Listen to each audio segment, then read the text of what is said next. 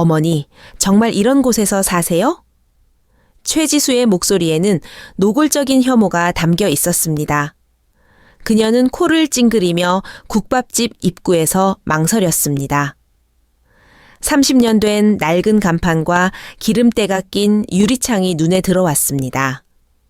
지수야, 어머니가 평생 이곳에서 준영가, 냄새가 너무 심해요. 정말 들어가야 해요. 지수의 말 한마디 한마디가 가슴에 비수처럼 꽂혔습니다. 하지만 김말수는 미소를 잃지 않았습니다. 서울 종로구 낡은 골목길. 아침 7시의 풍경은 언제나 같았습니다. 김말순의 정성국밥에서는 뜨거운 김이 모락모락 피어올랐습니다. 단골 손님들이 하나둘 자리를 채워갔습니다. 말수는 새벽 4시부터 뼈를 우려낸 진한 육수를 끓였습니다. 30년간 변하지 않은 일상이었습니다. 사장님, 오늘도 국밥 한 그릇. 네, 금방 나갑니다. 말순의 손놀림은 여전히 빨랐습니다. 하지만 오늘은 뭔가 달랐습니다.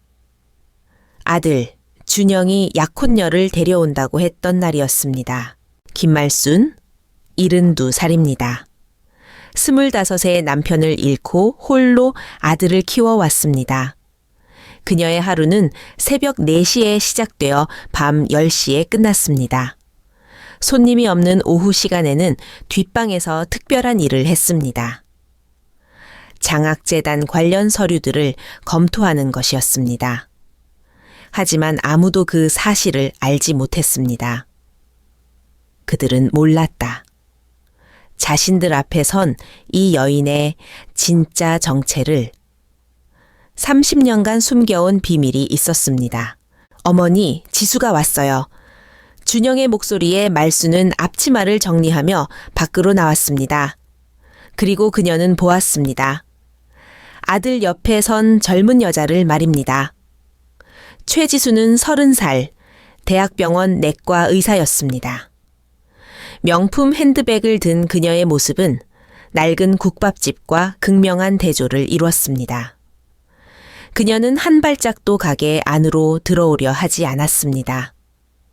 그 여자의 얼굴에 드리워진 혐오의 표정을 보았습니다. 안녕하세요, 지수씨. 준영이가 얼마나 기다렸는지 몰라요. 말순이 다가가며 인사했습니다. 하지만 지수는 고개만 살짝 끄덕였습니다. 악수는커녕 제대로 된 인사조차 받지 못했습니다. 어머니, 지수가 냄새에 민감해서요. 근처 카페에서 차나 마실까요? 준영의 제안에 말순의 가슴이 철렁 내려앉았습니다. 하지만 그녀는 고개를 끄덕였습니다. 그래, 그러자. 젊은 사람들은 이런 곳이 불편하겠구나. 세 사람은 골목 입구의 프랜차이즈 카페로 향했습니다. 지수는 말순과 최대한 거리를 두고 걸었습니다. 마치 냄새가 옮을까봐 걱정하는 듯 했습니다. 카페에 들어서자 지수의 표정이 한결 밝아졌습니다. 깔끔한 인테리어와 은은한 조명이 그녀를 편안하게 했습니다. 잔잔한 음악이 흘러나오는 공간이었습니다. 말수는 메뉴판의 가격을 보며 속으로 혀를 찼습니다. 아메리카노 한 잔이 4,500원, 자신의 국밥 한 그릇 값과 같았습니다. 뭐 드시겠어요, 어머니? 아메리카노 한 잔이면 돼. 지수는 가장 비싼 음료를 주문했습니다. 시즌 한정 메뉴라며 8,000원짜리 라떼였습니다. 어머니, 평소에 어떤 일 하세요? 국밥집 운영하고 있어. 준영이 공무원 될 때까지 뒷바라지 했지. 아, 그러시구나. 힘드셨겠어요.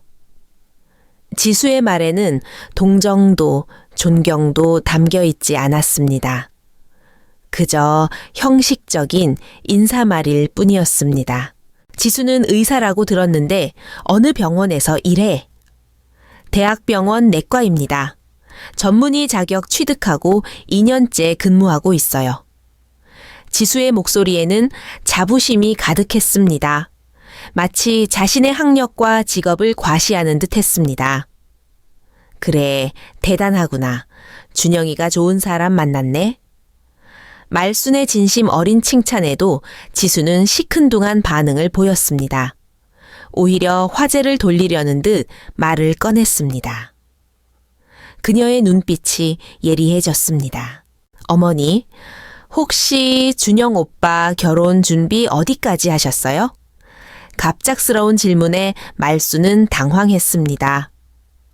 아직 구체적으로 정하지 못했는데 집은 어떻게 하실 생각이세요? 전세로 시작할 건지 아니면 지수의 눈빛이 예리해졌습니다. 마치 사냥감을 노리는 맹수 같았습니다. 그건 아이들이 상의해서 정하면 되지 않을까. 어머니, 요즘 신혼집 마련이 쉬운 일이 아니에요. 특히 서울에서는 더더욱이요.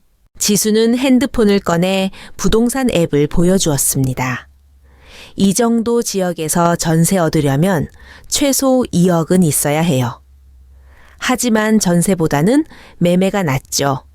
집값 계속 오르고 있으니까요. 말수는 화면의 숫자들을 바라보며 말문이 막혔습니다. 억 단위의 금액들이 줄줄이 나열되어 있었습니다. 준영이 공무원이니까 대출도 잘 나올 거예요. 하지만 부모님 도움 없이는 힘들겠죠. 지수의 말은 점점 노골적이 되어 갔습니다. 우리 부모님은 5억 정도는 준비해 주신다고 하셨어요. 어머니 쪽에서도 비슷하게 준비해 주시면 5억? 말순의 목소리가 떨렸습니다. 평생 모은 돈을 다 합쳐도 그 정도 금액을 마련하기는 쉽지 않았습니다. 적어도 겉보기에는 그랬습니다. 사실 그녀에게는 그보다 훨씬 많은 돈이 있었습니다. 하지만 지금은 그것을 드러낼 때가 아니었습니다. 네, 요즘 집값이 워낙 비싸서요. 강남은 아니어도 최소한 강북 정도는 되어야 체면이 서죠. 준영이 끼어들었습니다. 지수야, 너무 성급한 거 아이고 아니야. 천천히 알아보자. 오빠는 너무 안일해요. 집값 더 오르기 전에 빨리 정해야죠. 지수는 말순을 똑바로 바라보며 말했습니다. 어머니, 솔직히 말씀드릴게요. 저희 결혼 준비하려면 집값으로 최소 30억은 필요해요.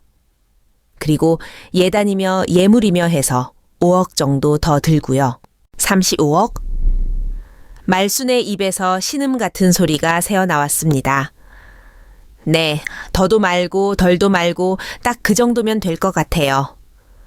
물론 한 번에 다 내라는 건 아니고요. 집은 대출 끼고 사더라도 계약금이랑 중도금은 있어야 하니까요. 지수는 마치 당연한 이야기를 하듯 말했습니다. 그녀의 태도에서는 조금의 미안함도 찾을 수 없었습니다. 말수는 커피잔을 든 손이 떨리는 것을 느꼈습니다. 30년간 새벽부터 밤까지 일해서 번 돈으로는 감당할 수 없는 금액이었습니다. 말수는 지수의 얼굴을 자세히 바라보았습니다. 예쁜 얼굴이었지만 그 속에는 탐욕과 허영이 가득했습니다. 아들을 사랑해서가 아니라 자신의 체면과 이익을 위해 결혼하려는 것이 분명했습니다. 어머니, 시간이 많지 않아요.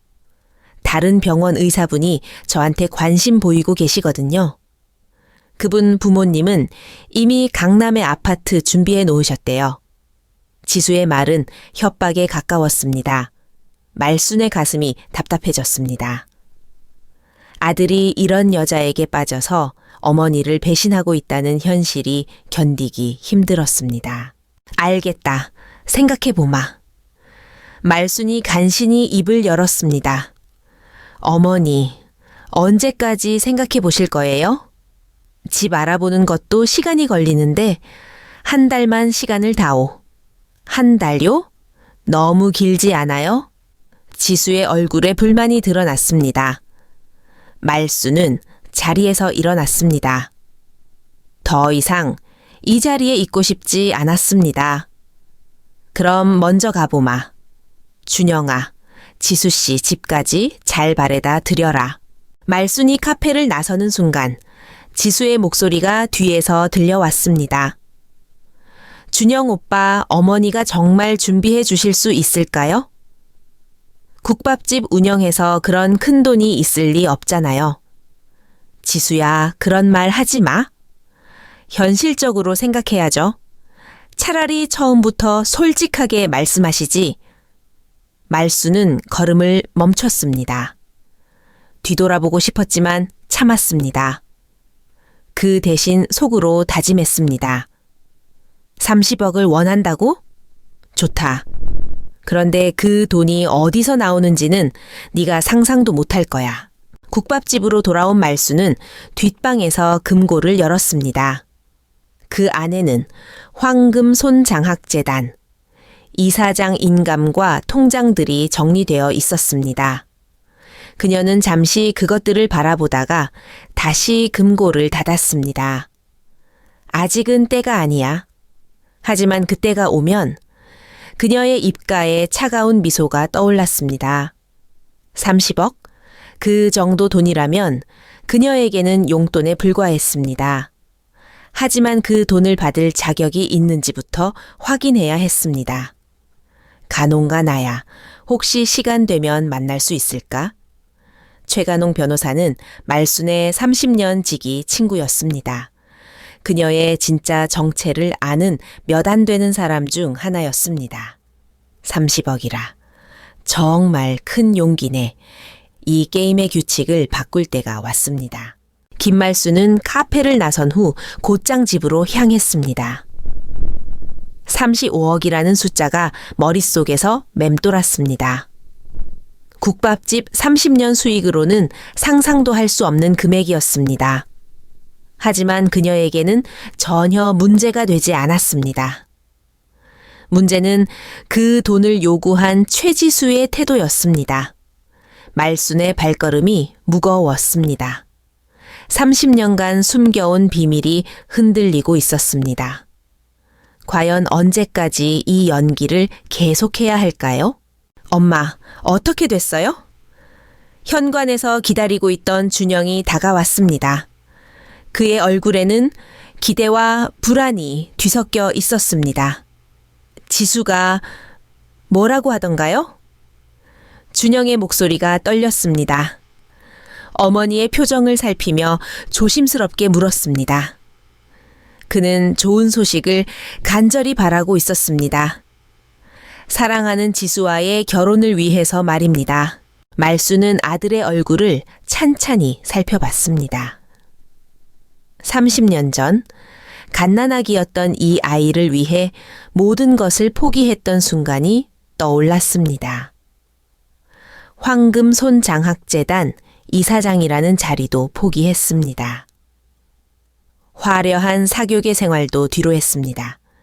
모든 것을 뒤로 하고 이 작은 국밥집에서 평범한 어머니로 살아왔습니다. 그 모든 희생이 이 아이를 위한 것이었습니다. 지금도 그 선택을 후회하지 않았습니다. 하지만 마음 한 구석이 아려왔습니다. 35억을 달라고 하더구나. 35억요? 준영의 얼굴이 창백해졌습니다. 집값이 30억, 예단이랑 예물값이 5억이래. 그것도 최소한이라고 하니? 엄마, 그게 말이 돼요? 우리가 어떻게 그런 돈을... 준영의 목소리가 떨렸습니다. 준영가. 말순이 아들을 불렀습니다. 그녀의 목소리에는 깊은 슬픔이 배어 있었습니다. 너는 지수를 정말 사랑하느냐? 물론이죠, 엄마. 지수는 제가 만난 사람 중에 가장 훌륭한 여자예요. 의사이기도 하고 똑똑하고. 그래, 알겠다. 이틀 후 말수는 최간홍 변호사의 사무실을 찾았습니다. 30년 지기인 그는 말순의 진짜 정체를 아는 몇 안 되는 사람 중 하나였습니다. 말순아, 얼굴이 왜 그래? 무슨 일이야? 간호가, 내가 부탁이 있어. 말수는 최지수와의 만남에서 있었던 일을 자세히 설명했습니다. 간홍의 얼굴이 점점 굳어졌습니다. 30년간 지켜온 비밀이 흔들리고 있었습니다. 이제 결단의 시간이 다가오고 있었습니다. 그 여자가 감히 너한테 그런 식으로 나왔다고? 황금손 장학재단 이사장한테? 쉿, 소리 내지 마. 아직은 때가 아니야. 그럼 어떻게 할 거야? 설마 정말 35억을 줄 생각은 아니지? 간홍의 목소리에 분노가 섞여 있었습니다. 친구를 모독당한 것 같은 기분이었습니다. 30년간 숨어 살아온 말순이 안타까웠습니다. 말순의 눈에 차가운 빛이 스쳤습니다. 줄 거야. 하지만 내 방식으로. 무슨 뜻이야? 상견례 때까지 기다려. 그때 내가 어떤 사람인지 똑똑히 보여줄 거야. 말순의 목소리가 낮고 단호했습니다. 30년간 억눌러온 감정이 꿈틀거렸습니다. 이제 진짜 모습을 보여줄 시간이었습니다. 일주일 후 상견례 날이 다가왔습니다. 장소는 시내 최고급 호텔의 한정 식당이었습니다. 최지수 측에서 정한 곳이었습니다. 말수는 일부러 30년 된 낡은 한복을 꺼내 입었습니다. 색이 바랜 저고리와 치마는 세월의 흔적을 고스란히 담고 있었습니다. 준영이 새 한복을 사자고 했지만 그녀는 완강히 거절했습니다. 괜찮다. 이게 진짜 내 모습이니까. 그녀만의 계획이 있었습니다. 호텔에 도착하자 최지수 가족들이 이미 기다리고 있었습니다. 지수의 아버지 최철수는 대형 건설회사 부장이라고 했습니다. 어머니 박영희는 전업주부였습니다.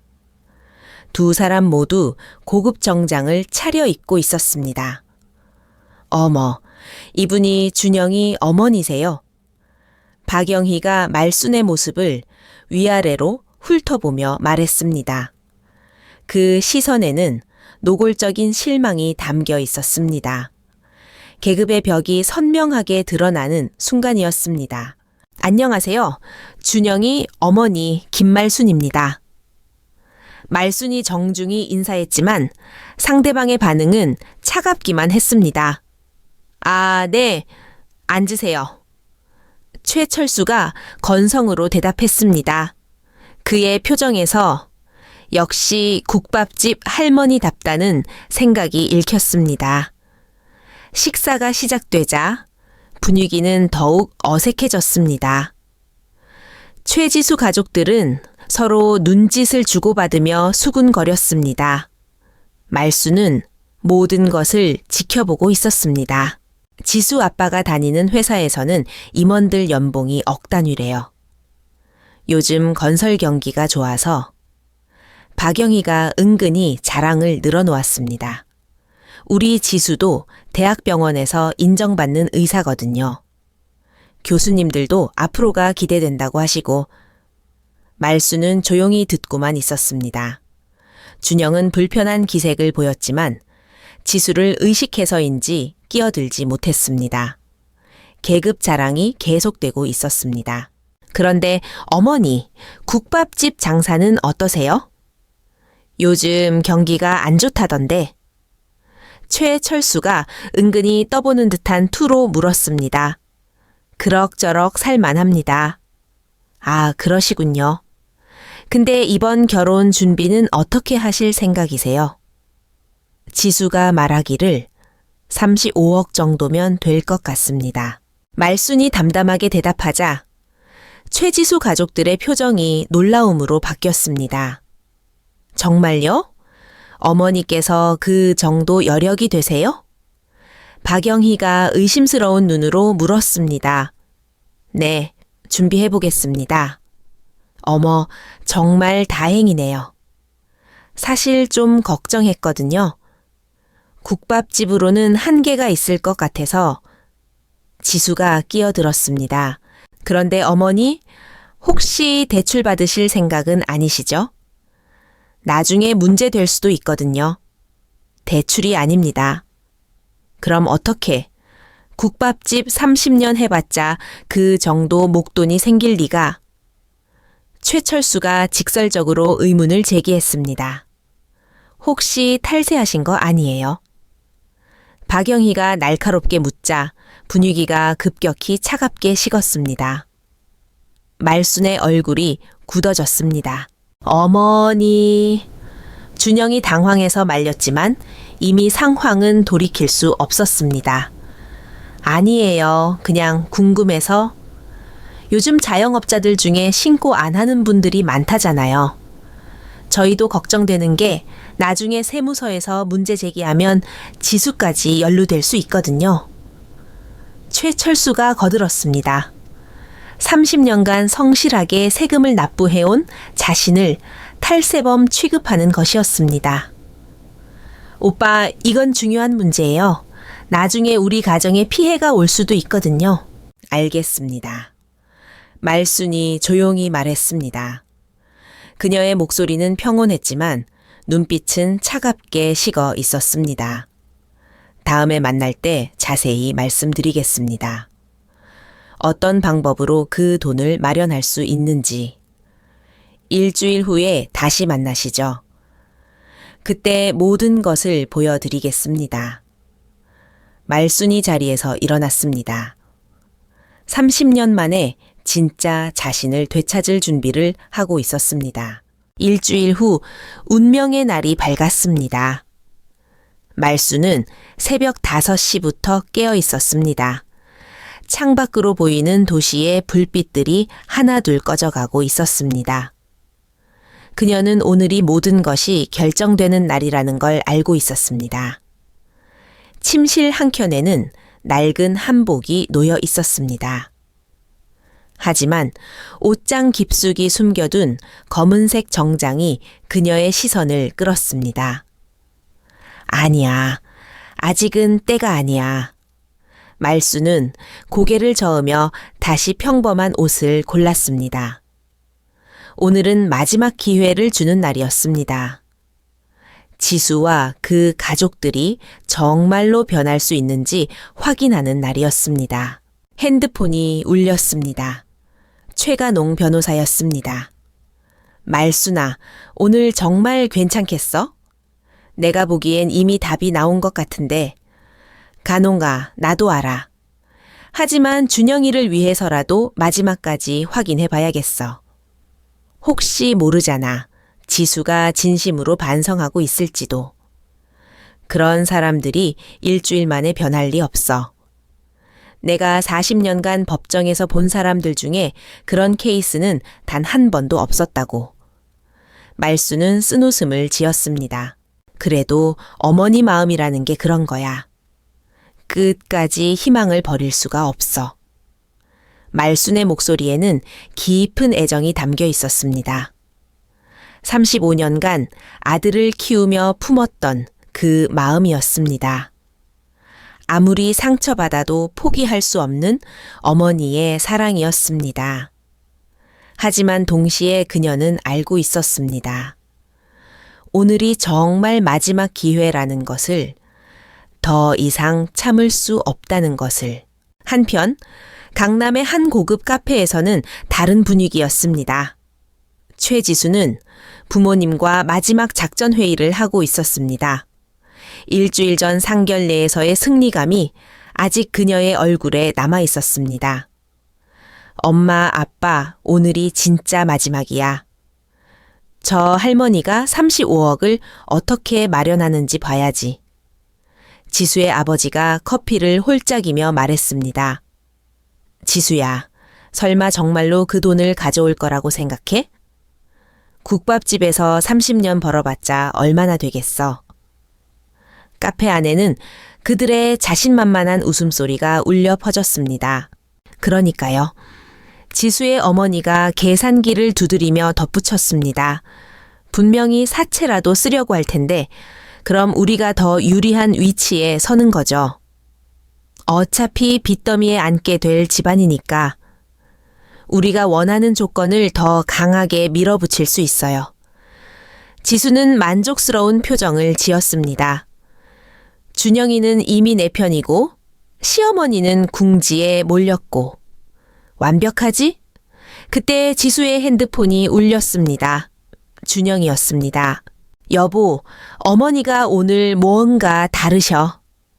너무 조용하시고 혹시 무슨 일이라도 있는 건 아닐까? 뭐가 다르다는 거야? 돈 마련하느라 스트레스 받는 거 아냐? 그런 게 아니라 어떻게 설명해야 할지 모르겠지만 마치 큰 결심을 하신 것 같아. 무서울 정도로 차분하셔. 지수는 코웃음을 쳤습니다. 준영아, 당신 너무 예민한 거 아냐? 그냥 포기하신 거겠지. 현실을 받아들이신 거라고. 오후 3시 약속 장소인 호텔 라운지였습니다. 말순이 먼저 도착했습니다.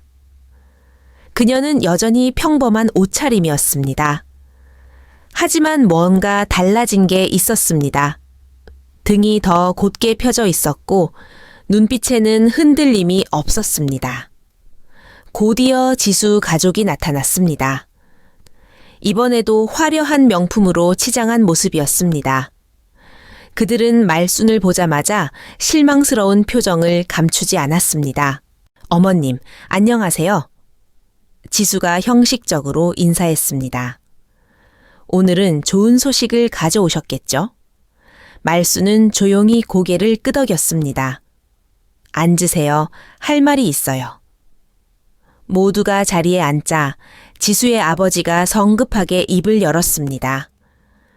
그래서 35억은 어떻게 마련하셨습니까? 솔직히 말씀드리면 저희도 궁금했어요. 라운지 안에 묘한 긴장감이 흘렀습니다. 그 전에 먼저 묻고 싶은 게 있어요. 말순의 목소리는 평온했습니다. 지수 씨, 일주일 동안 생각해보니 어떻던가요? 정말로 돈이 그렇게 중요한가요? 결혼이라는 게 돈으로만 되는 건 아니잖아요. 서로를 이해하고 존중하고 사랑하는 마음이 더 중요하지 않을까요? 지수는 당황스러운 표정을 지었습니다. 무슨 말씀이세요? 말순의 눈에는 마지막 희망이 담겨 있었습니다. 지수의 어머니가 비웃듯 말했습니다. 어머님, 그런 건 돈이 있을 때나 할 수 있는 소리예요.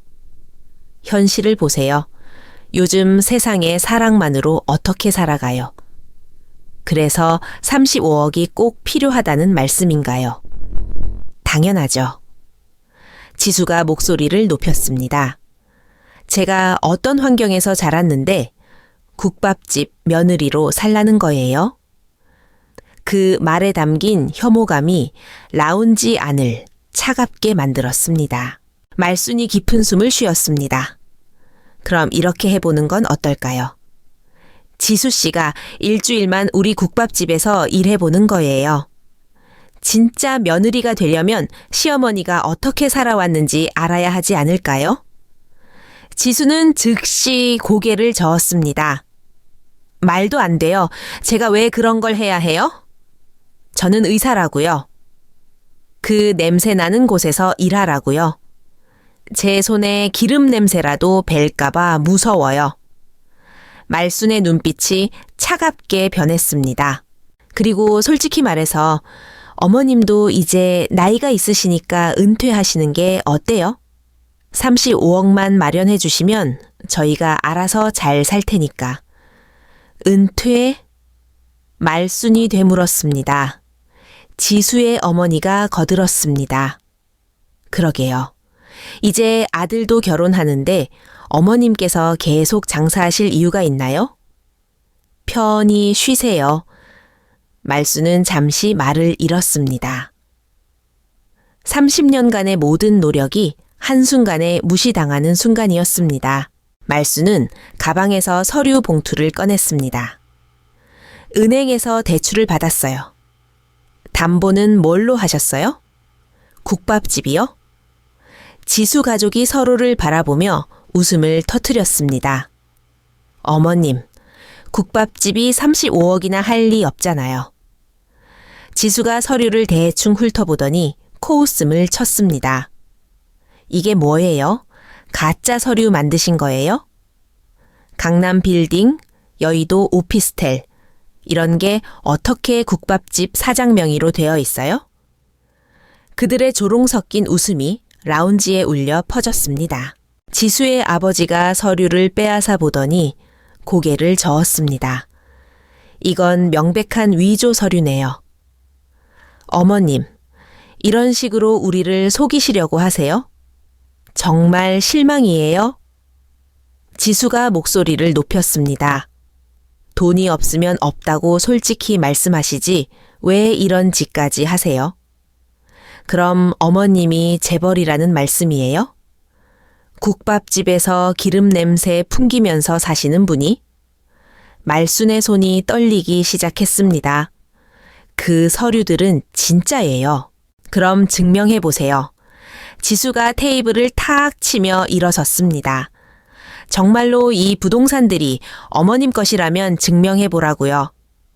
핑계 대지 마세요. 어차피 거짓말인 거 뻔하잖아요. 지수의 목소리가 라운지 전체에 울려 퍼졌습니다. 정말 한심해요.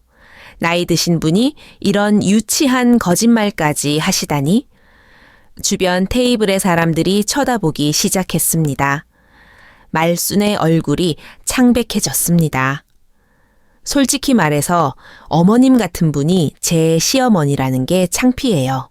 말순이 무릎을 꿇고 서류를 줍기 시작했습니다. 그 모습을 본 지수가 비웃었습니다. 그래요. 그렇게 현실을 받아들이세요. 지수 씨, 정말 마지막으로 묻겠어요. 후회하지 않을 거예요? 후회? 지수가 크게 웃었습니다. 제가 뭘 후회해요? 거짓말쟁이 시어머니를 둔 걸 후회해야죠. 그 말과 함께 지수의 손이 번쩍 올라갔습니다. 짝! 라운지에 날카로운 소리가 울려 퍼졌습니다. 순간 모든 것이 정적에 빠졌습니다. 주변 사람들이 숨을 죽이고 바라봤습니다. 준영은 충격의 말을 잃었고 지수의 부모조차 당황한 표정을 지었습니다. 말수는 뺨을 감싸쥔 채 지수를 바라봤습니다. 그녀의 눈에는 30년간 본 적 없는 차가운 빛이 흐르고 있었습니다. 알겠어요. 정말로 알겠어요. 말순이 조용히 말했습니다. 지수 씨, 일주일 후에 다시 만나요. 그때 제가 누구인지 정확히 보여드릴게요. 그리고 지수 씨가 방금 누구를 때렸는지도. 말순의 목소리에는 30년간 숨겨왔던 위험이 배어 있었습니다. 말순은 휴대폰을 천천히 내려놓았습니다. 그리고 창밖을 바라봤습니다. 일주일이 지났습니다. 그 일주일 동안 그녀는 한 번도 국밥집 문을 열지 않았습니다. 30년 만에 처음이었습니다. 그녀의 얼굴에는 지금까지 본 적 없는 차가운 기운이 흘렀습니다. 오늘이면 끝이야. 말순의 목소리는 평소와 달랐습니다. 국밥집에서 손님들을 대할 때 그 정겨운 억양이 온데간데 없이 사라져 있었습니다. 어머니, 정말 괜찮으세요? 옆에 앉은 최간홍이 조심스럽게 물었습니다. 70대의 노 변호사는 30년 지기 친구의 얼굴에서 지금까지 본 적 없는 차가운 기운을 느끼고 있었습니다. 괜찮다고 했잖아. 간홍은 친구의 손을 바라봤습니다. 30년간 국자와 행주만 잡던 그 손이 오늘은 명품 핸드백을 들고 있었습니다. 몇천만 원짜리 에르메스 백이었습니다. 정말 이렇게까지 할 필요가 있을까요? 그냥 아들한테 진실을 말하고. 간홍가, 내가 30년 동안 왜 숨어 살았는지 알지? 진짜 사랑이 뭔지 보고 싶어서였어. 돈 때문이 아닌 진짜 나를 사랑해주는 사람이 있는지 알고 싶어서. 근데 내 아들조차 날 믿지 않더라고. 말순의 눈에 서늘한 빛이 스쳤습니다. 지수 그년이 내 뺨을 때렸을 때 준영이가 뭐라고 했는지 알아. 어머니가 왜 지금까지 속였냐고 하더라고. 간홍은 할 말을 잃었습니다.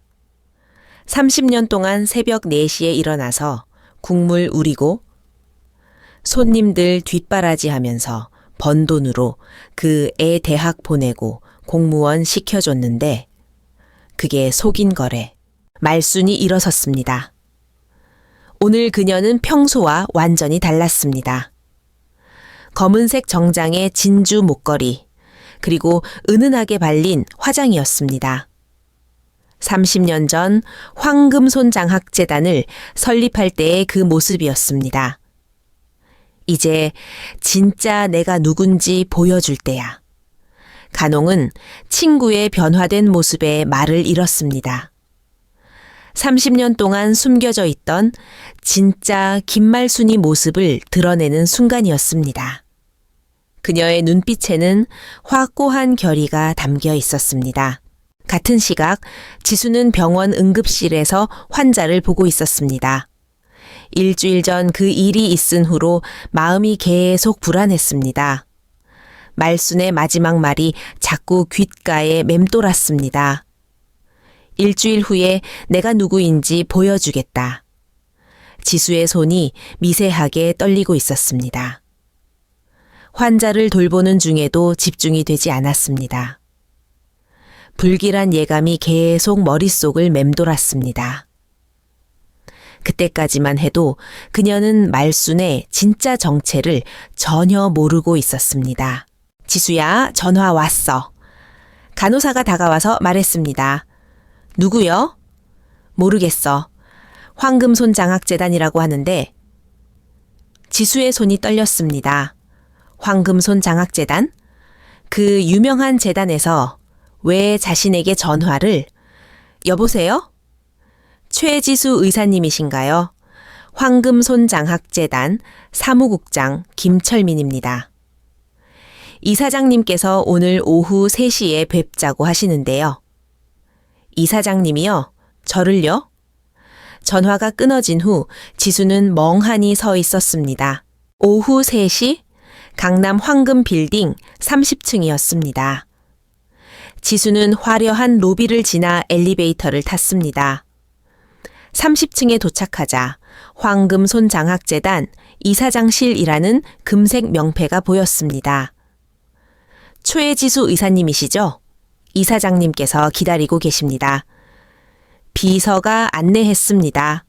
거대한 마호가니 문이 열리자 넓은 사무실이 나타났습니다. 통유리창 너머로 강남 전체가 한눈에 내려다 보였습니다. 그런데 이상했습니다. 이사장 자리에는 아무도 없고 소파에 한 사람이 등을 돌리고 앉아 있었습니다. 저 이사장님은 어디 계신가요? 그때 소파에 앉은 사람이 천천히 돌아섰습니다. 지수의 얼굴이 새하얗게 변했습니다. 안녕하세요, 지수씨. 김말순이었습니다. 하지만 일주일 전 그 초라한 모습이 아니었습니다. 고급 정장에 진주 목걸이, 그리고 위험 있는 미소를 띤 차에 앉아 있었습니다. 어머니? 여기 왜... 어머니? 말순이 웃었습니다. 아직도 모르겠어요? 내가 황금손장학재단 이사장 김말순입니다. 지수는 뒤로 휘청거렸습니다. 그럴 리가. 어머니는 국밥집. 30년 동안 국밥집을 운영한 건 맞아요. 하지만 그게 내 전부는 아니었죠. 말순이 책상 위에 서류를 가리켰습니다. 여기 보이는 게 뭔지 알아요? 지수가 떨리는 손으로 서류를 집어들었습니다. 부동산 등기 부등본이었습니다. 강남의 빌딩들, 아파트 단지들, 그리고 우리 병원. 맞아요. 당신이 일하는 그 병원 건물 소유주가 바로 나예요. 지수의 다리에서 힘이 빠졌습니다. 소파에 주저앉으며 서류를 다시 봤습니다. 분명했습니다. 자신이 일하는 병원 건물에 소유주가 김말순이라고 적혀 있었습니다. 어떻게 이럴 수가 놀랐어요? 더 놀라운 게 있는데 말순이 또 다른 서류를 내밀었습니다. 알고 싶어요. 내가 얼마나 가진지? 강남 빌딩 12개, 아파트 단지 8곳, 주식 1,200억, 현금 300억. 총 자산 5천억 정도 되네요. 5천억? 말순이 창가로 걸어가서 강남 전체를 내려다봤습니다. 30년 전에 남편이 사고로 죽었어요. 그때 보험금하고 남편이 남긴 돈으로 부동산에 투자했죠. 강남이 개발되기 전이었거든요. 그 돈이 지금 이렇게 됐어요. 그럼 왜 국밥집을 했냐고요? 아들을 제대로 키우고 싶어서였어요. 돈 때문에 버릇없이 자라지 않게. 진짜 사랑이 뭔지 알게 하려고. 그런데 내 아들이 데려온 며느리 후보가 어떤 사람인지 보고 싶었어요. 결과는 어땠죠? 그때 문이 열리고 준영이 들어왔습니다. 어머니, 여기 왜? 준영은 어머니의 모습을 보고 말을 잃었습니다. 고급 정장을 입은 어머니, 그리고 화려한 이사장실이었습니다. 준영아, 왔구나. 어머니, 이게 대체. 앉아. 설명해 줄게. 준영은 어리둥절한 채로 소파에 앉았습니다. 어머니가 황금손장학재단 이사장이야. 네? 30년 동안 숨기고 살았는데 이제 그만할 때가 된 것 같아서. 준영가, 일주일 전에 네가 뭐라고 했는지 기억나? 일주일 전요? 지수가 내 뺨을 때렸을 때 넌 지수 편을 들었어. 내가 왜 지금까지 속였냐고 원망했지. 준영의 얼굴이 굳어졌습니다. 그때 정말 실망했다. 30년 동안 널 키우느라 새벽 4시에 일어나서 국물 우리고 손님들 뒷바라지하면서 번 돈으로 네 대학 보내고 공무원 시켜줬는데 그런데 내 아들이 날 믿지 않고 며느리 편을 들더라고. 준영은 고개를 숙였습니다. 이제 알겠지? 어머니가 어떤 사람인지, 그리고 지수 씨. 지수가 고개를 들었습니다.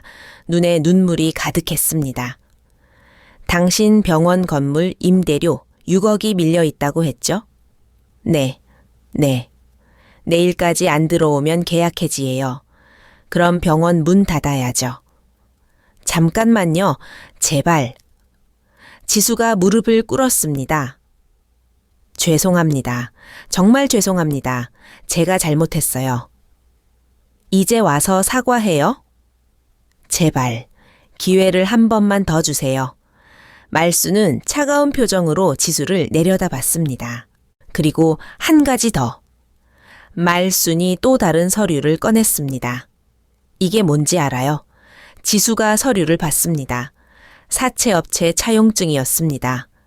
어떻게 이걸? 당신이 도박으로 진 빚 3억. 사채업체에서 빌린 거죠. 지수는 말을 할 수 없었습니다. 이 사채업체도 내 계열사예요. 지수의 얼굴이 더욱 창백해졌습니다. 내일까지 원금 3억에 이자 1억, 총 4억도 갚으세요. 10억을 하루 만에. 준영가, 넌 어떻게 할 거야? 준영은 어머니와 지수를 번갈아 봤습니다. 어머니의 진짜 모습을 알게 된 지금 자신이 얼마나 큰 실수를 했는지 깨달았습니다. 어머니, 죄송합니다. 미안하다고 끝나는 게 아니야. 넌 선택해야 해. 지수와 결혼할 거면 해. 대신 내 아들로는 안 인정해 줄 거야. 아니면 지수와 헤어져. 그럼 다시 생각해 볼게. 지수가 준영을 봤습니다. 준영아, 제발. 지수야, 미안해. 우리 헤어지자. 난 어머니를 선택할게. 말순이 가방을 들고 문으로 향했습니다.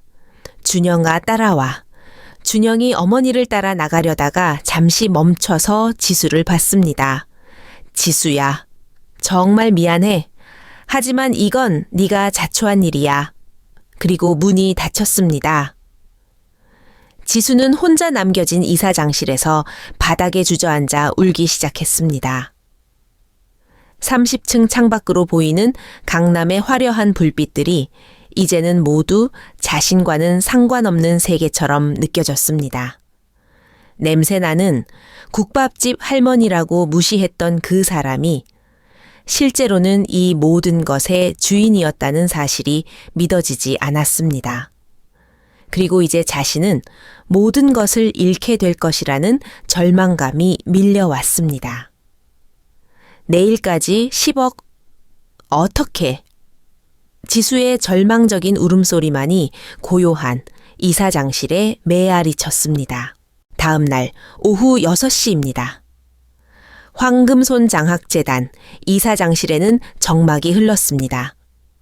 김말수는 창밖을 내다보며 시계를 확인했습니다. 최지수에게 준 24시간이 정확히 지난 시점이었습니다. 예상된 결과였습니다. 4억의 사채 빚에 6억의 임대료까지. 하루 만에 10억을 마련한다는 것은 애초에 불가능했습니다. 복수의 완성이 눈앞에 다가왔습니다. 이사장님, 최간홍이 서류 뭉치를 들고 들어왔습니다. 최지수 씨로부터 어떤 연락도 없습니다. 10억 원은커녕 1억 원도 마련하지 못한 것 같습니다. 말수는 고개를 끄덕였습니다. 병원 측에는 어떻게 통보했나? 오후 3시를 기해 최지수 의사의 모든 진료를 중단시켰습니다. 병원 이사회에서는 임대료 미납을 이유로 최지수 씨에게 즉시 사직을 권고했습니다. 말순의 표정에는 미묘한 감정이 스쳤습니다. 복수의 완성이 가져다주는 만족감과 함께 어딘가 공허한 느낌도 들었습니다. 그리고 간홍이 조심스럽게 말을 이었습니다. 준영이가 밖에서 기다리고 있습니다. 1시간째 서 있는데 들어오겠다고 하지도 않고 그냥 기다리기만 합니다. 말수는 잠시 망설이다가 고개를 끄덕였습니다. 문이 열리자 박준영이 조심스럽게 들어왔습니다. 그의 모습은 하루 만에 완전히 달라져 있었습니다. 깔끔했던 정장은 구겨져 있었고 얼굴에는 수염이 자라나 있었습니다. 무엇보다 그의 눈에는 깊은 후회와 절망이 서려 있었습니다. 어머니. 준영의 목소리가 떨렸습니다. 30년 동안의 세월이 하루 만에 무너진 모습이었습니다. 이제야 진실을 깨달은 아들의 모습이었습니다. 말수는 여전히 창밖을 보며 말했습니다. 30년 동안 너를 키우면서 단 한 번도 후회한 적이 없었다. 새벽 4시에 일어나 육수를 끓이고 밤늦게까지 설거지를 하면서도 행복했다. 내 아들이 공무원이 되어 떳떳하게 살아가는 모습을 보는 것이 내 유일한 기쁨이었으니까. 준영은 아무 말도 할 수 없었습니다. 어머니의 희생이 얼마나 컸는지 이제야 깨달았습니다. 그런데 네가 그 여자 편에 서서 나를 원망하던 그 순간 말순이 천천히 돌아섰습니다. 30년이 무너져 내렸다. 어머니, 정말 죄송합니다. 준영이 무릎을 꿇었습니다. 제가 눈이 멀었습니다. 어머니가 얼마나 큰 희생을 하셨는지, 얼마나 대단한 분이신지 전혀 몰랐습니다. 30년간 쌓아온 모든 것이 한순간에 무너진 순간이었습니다. 이제 알았다고 해서 뭐가 달라지나? 말순의 목소리는 차가웠습니다. 네가 나를 부끄러워했다는 사실은 변하지 않는다. 준영의 어깨가 떨렸습니다. 지수와는 어떻게 됐나? 말순이 물었습니다. 헤어졌습니다. 준영이 고개를 숙였습니다. 아니, 그녀가 저를 차버렸습니다. 제가 더 이상 쓸모없다는 걸 알았으니까요. 어머니의 용서를 구하러 온 게 아닙니다. 그럴 자격도 없다는 걸 압니다. 다만 준영이 주머니에서 뭔가를 꺼냈습니다. 그것은 오래된 사진이었습니다. 어린 준영이 말순의 품에 안겨 웃고 있는 사진이었습니다. 이 사진을 보면서 깨달았습니다.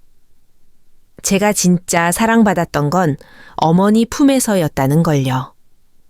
지수와 함께 있을 때는 단 한 번도 이렇게 행복한 적이 없었습니다. 그때 간홍의 휴대폰이 울렸습니다. 잠시 통화를 마친 그가 말순에게 보고했습니다. 최지수 씨가 방금 사채업자들에게 끌려갔다고 합니다. 병원에서 쫓겨나자마자 그들이 나타났다고 하네요. 말순은 표정 하나 변하지 않았습니다. 그리고 최지수 씨 부모님도 오늘 아침에 집을 비워야 했습니다. 전세 사기를 당해서 갈 곳이 없다고 하네요. 복수가 완성되는 순간이었습니다. 준영이 고개를 들었습니다. 어머니, 그만하시면 안 될까요? 충분히 복수하셨잖아요. 네가 그 여자를 걱정하는 거냐? 아닙니다. 준영이 고개를 저었습니다. 다만 어머니가 복수에만 매달리시는 모습을 보고 싶지 않습니다. 어머니는 그런 분이 아니잖아요. 말순은 잠시 침묵했습니다. 준영의 말이 가슴에 와 닿았습니다. 간혼가, 말순이 최간홍을 불렀습니다. 사채업자들 연락처 알아내서 최지수 빚을 대신 갚아줘. 간홍이 놀란 표정을 지었습니다. 대신 조건이 있다. 최지수에게는 내가 갚아줬다는 걸 절대 알리지 마. 그리고 그 아이가 다시는 의료진으로 일할 수 없도록 해.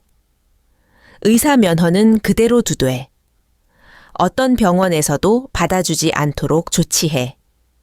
목숨만큼은 살려두겠다는 마지막 자비였습니다. 그날 밤 말순과 준영은 오랜만에 국밥집에 함께 앉아 있었습니다. 말순은 직접 끓인 국밥을 준영 앞에 놓았습니다. 먹어봐. 준영이 한 숟가락 떠서 입에 넣었습니다. 어릴 적부터 먹어왔던 그 맛이었습니다. 눈물이 핑 돌았습니다. 어머니, 준영이 떨리는 목소리로 말했습니다. 정말 죄송합니다. 미안하다고 해서 다 해결되는 건 아니다. 말순이 엄하게 말했습니다. 하지만 그래도 내 아들이니까 기회는 한 번 더 주마. 준영이 고개를 숙였습니다. 너에게 떳떳한 어머니가 되고 싶었다. 돈으로 모든 걸 해결해주는 부모가 아니라 네가 스스로 노력해서 성취감을 느낄 수 있게 해주고 싶었어. 30년간의 진심이 담긴 고백이었습니다. 1년이 흘렀습니다.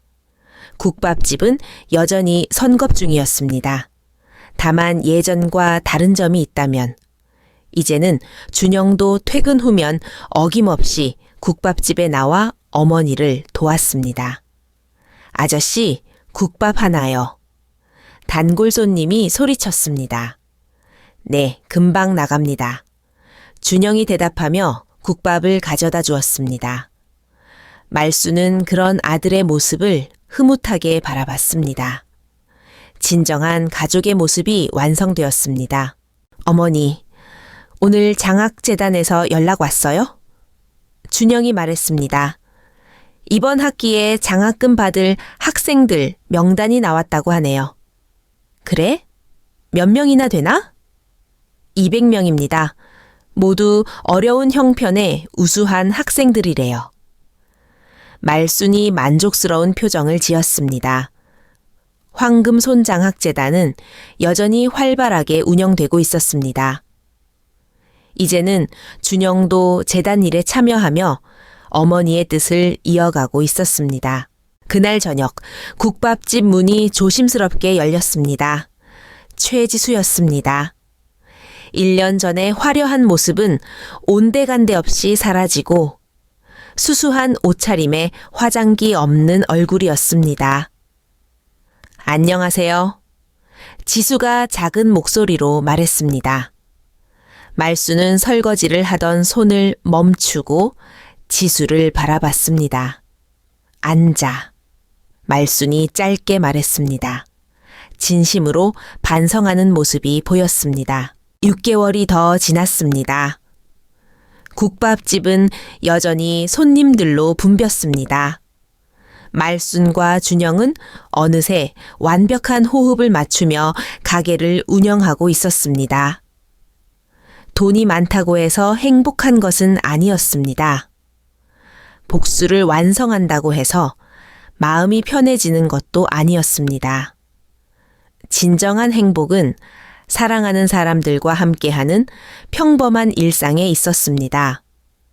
정성이 담긴 한 그릇의 따뜻함. 결국 정성이 답이었습니다.